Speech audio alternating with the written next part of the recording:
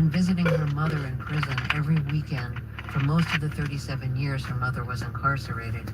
It required traveling about an hour from New York City to Bedford Hills Correctional Facility, a maximum security prison for women. Harriet knew her mother would never get out, but she did get out after being granted clemency and released on parole in 2019.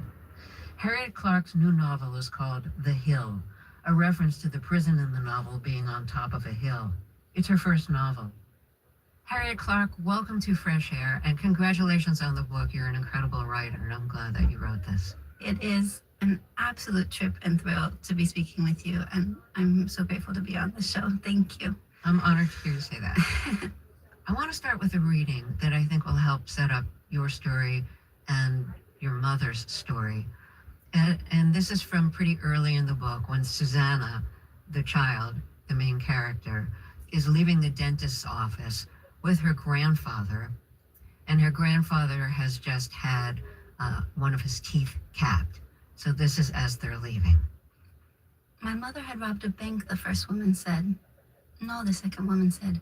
My mother had expropriated funds for the purpose of revolutionary struggle. The woman's tone suggested that she was possibly defending my mother and possibly mocking her.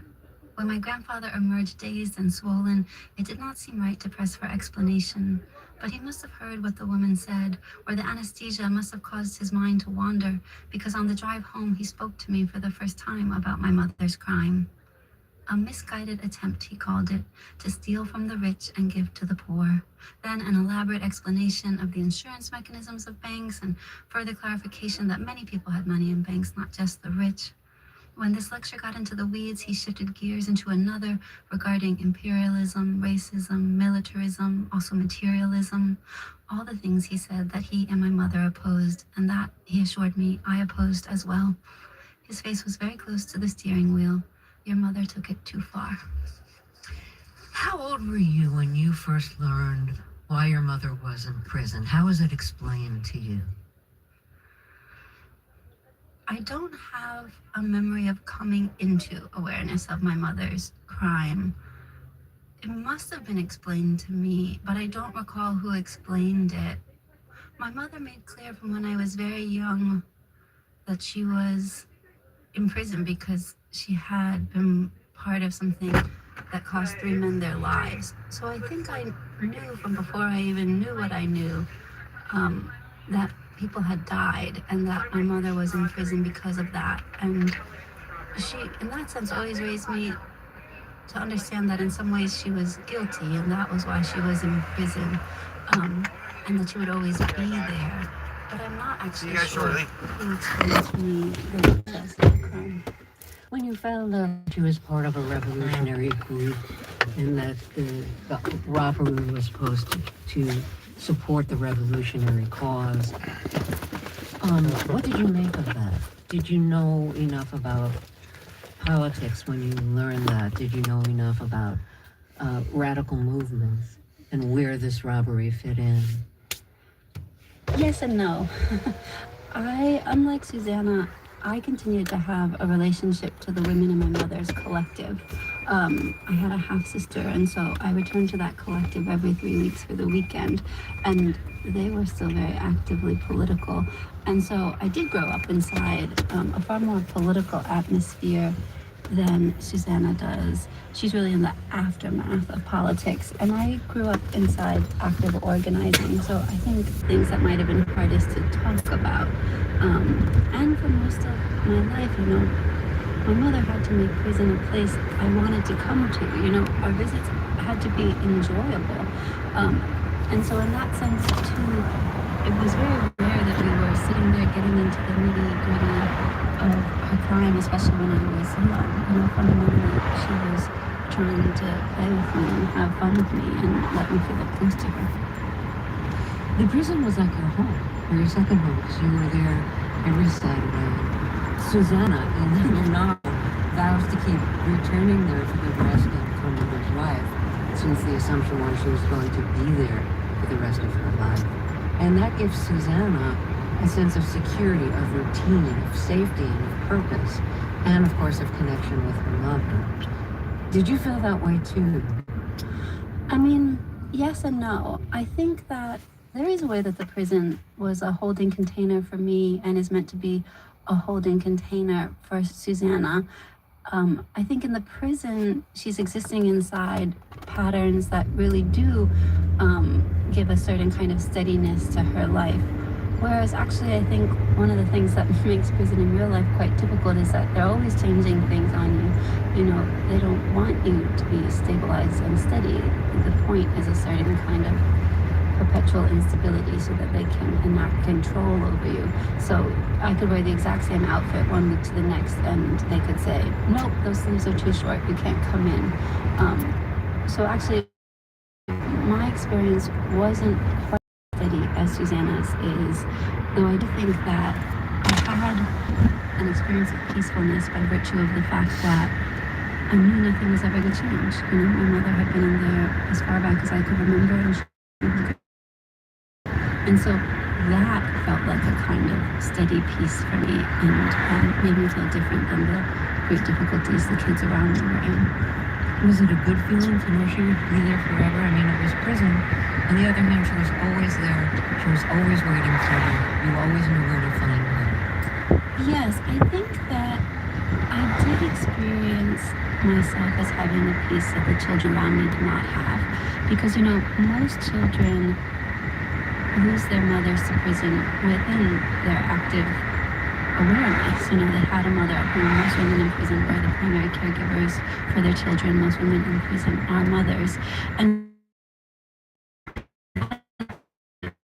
incredible trauma that I felt fundamentally spared. And most kids, even though their mothers often had long sentences, their mothers were active.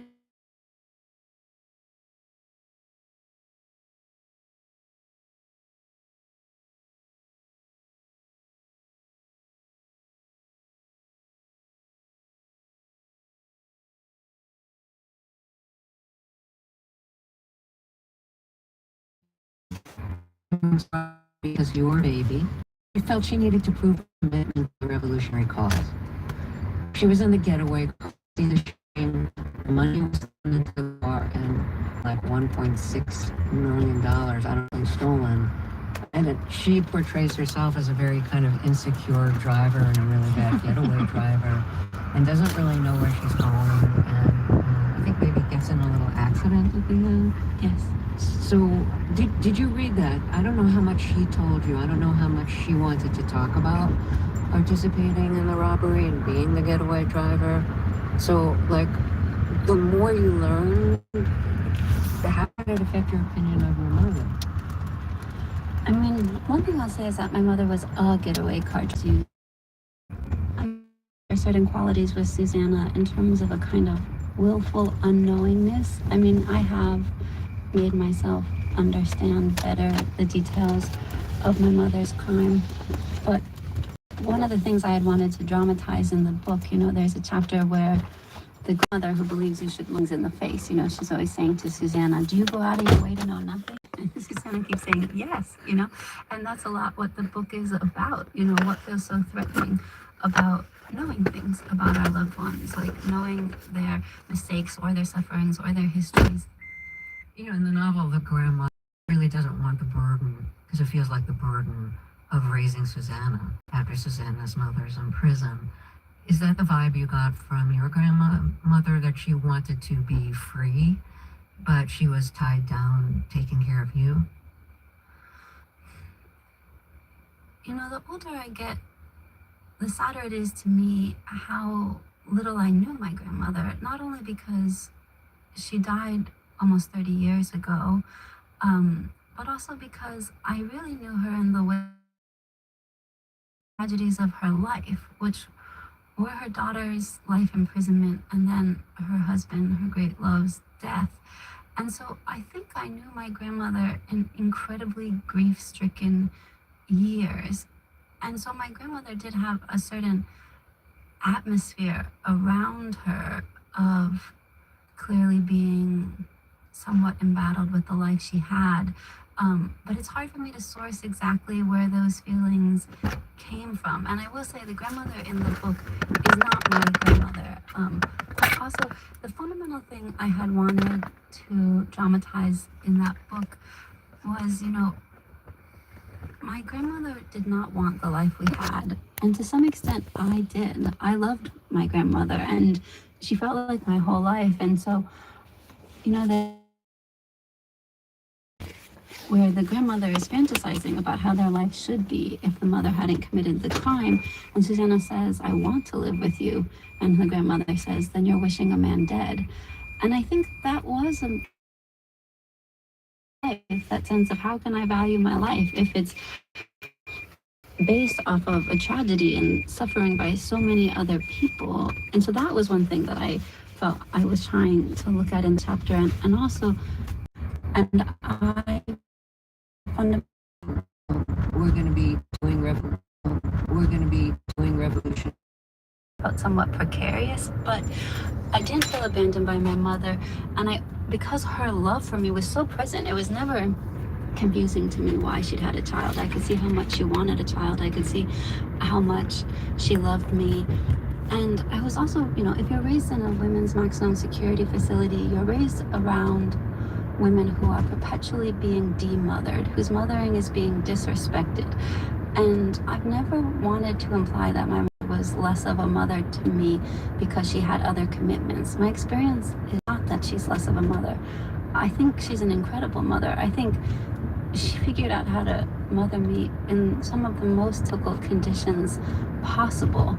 And so I think because I've never felt like I have a second-class mothering experience, it doesn't feel to me like why did she even bother having a child if it was going to be under these conditions? I knew she loved me and wanted me, and I knew it was the great tragedy of her life not to be able to be around me all the time. Your mother's sentence was commuted and she was released on parole in 2019.